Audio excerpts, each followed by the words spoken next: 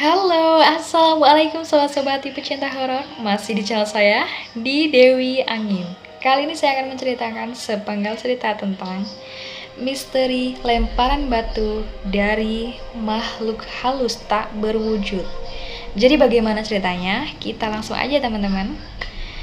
Oke, gini teman-teman, ceritanya itu pas waktu saya masih duduk di bangku SD, di mana saya itu disuruh menemani tetangga saya untuk mengunjungi tempat yang kononnya itu adalah tempat yang pernah dibuat kesalahan sama tetanggaku. Maksudnya apa sih itu dibuat kesalahan? Jadi ceritanya itu tetanggaku ini, beliau bapak-bapak ya. Ini aku ceritakan ini bapak-bapak. Katanya istrinya itu beliau sakit. Sakitnya katanya sakit, mohon maaf ya, kelaminnya itu membesar. Terus kemudian beliau juga terkena sakit mata gitu. Mungkin pada penglihatannya kurang jelas gitu. Nah katanya dari sakitnya itu berawal dari beliau pas waktu itu di tempatku ada bersih-bersih makam. Nah beliau itu saking kebelet buang air kecil, terus beliau buang air kecil di area di dekat makam, yang di dekat makam itu ada tempat tempat yang air yang untuk mandi orang zaman dulu gitu.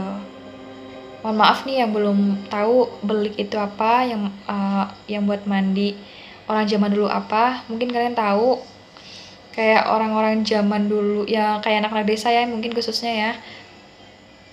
Orang zaman dulu itu mandinya itu pakai mata air yang dibuat dari bongkahan sendiri yang dari batu lah, intinya seperti itu teman-teman. Nah itu tuh beliau di area situ. Terus katanya setelah beliau buang air kecil di area situ, itu katanya nggak lama kemudian sakitnya tambah parah gitu. Selain mohon maaf jenis kelamin yang besar, terus penglihatannya juga kurang jelas. Terus yang kononnya yang dipercayai istrinya dan bapaknya itu katanya itu beliau sakit karena beliau pernah membuat kesalahan hal itu. Terus beliau juga sempat pernah tanya-tanya sama orang tokoh, orang pinter lah di situ. Kata orang pinternya, istrinya suruh ke tempat situ ya. Pada intinya istrinya itu disuruh minta maaf gitu loh atas kejadian yang pernah disalahi oleh suaminya itu. Terus waktu pas itu aku lagi main di depan rumah, karena itu udah menjelang mau maghrib. Mungkin itu sekitar jam 5:30 sore lah.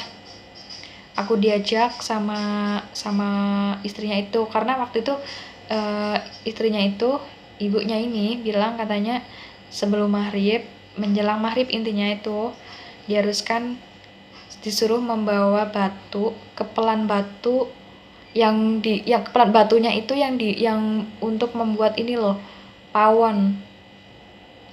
Orang-orang desa tahulah ya, anak-anak desa ya, mungkin kalian tahu pawon yang dibuat dari batu itu apa.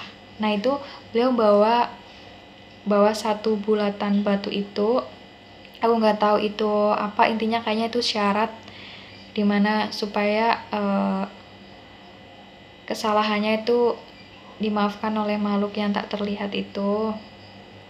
Terus beliau juga bawa syaratnya kayak bunga gitu.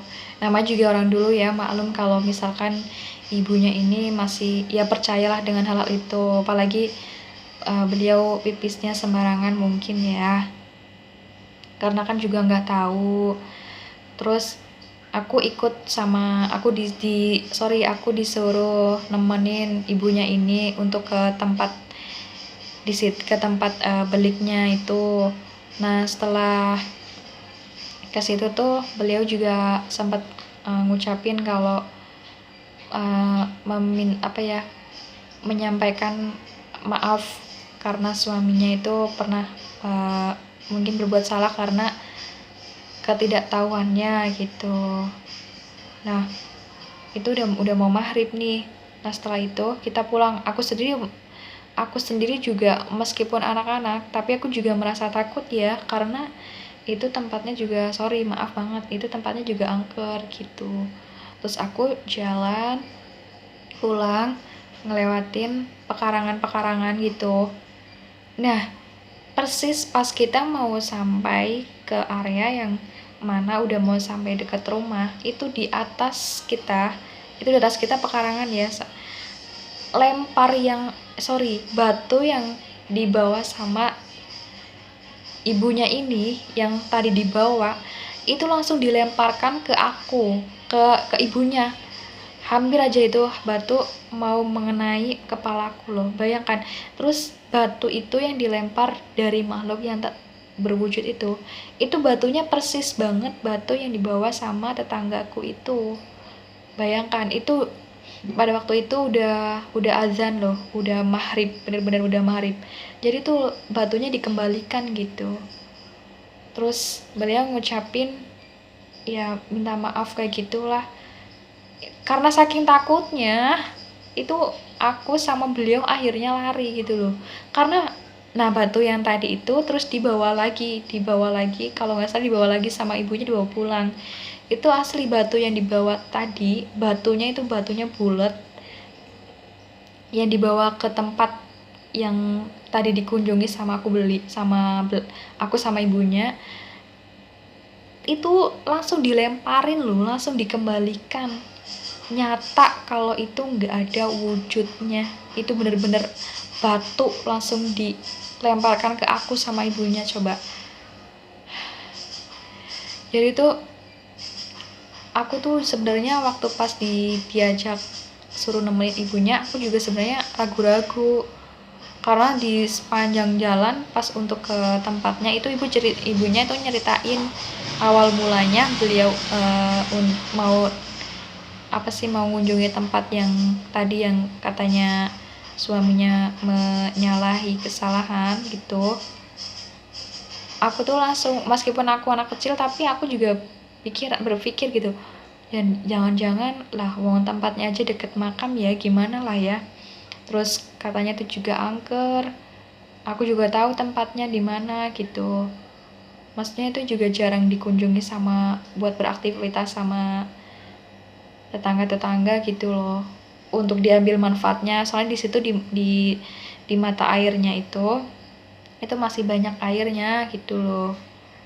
Yang mana tetangga atau penduduk di daerahku itu udah jarang banget lah ambil air di situ lah. Terus saking paniknya aku sama beliau aja itu ke situ buru-buru banget loh, karena kan udah mau menjelang maghrib gitu.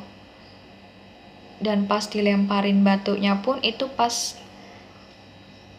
ngepasin pas adzan maghrib. Coba bayangkan rasa takutnya kayak apa gitu loh. Aku yang anak kecil aja bisa ngerasain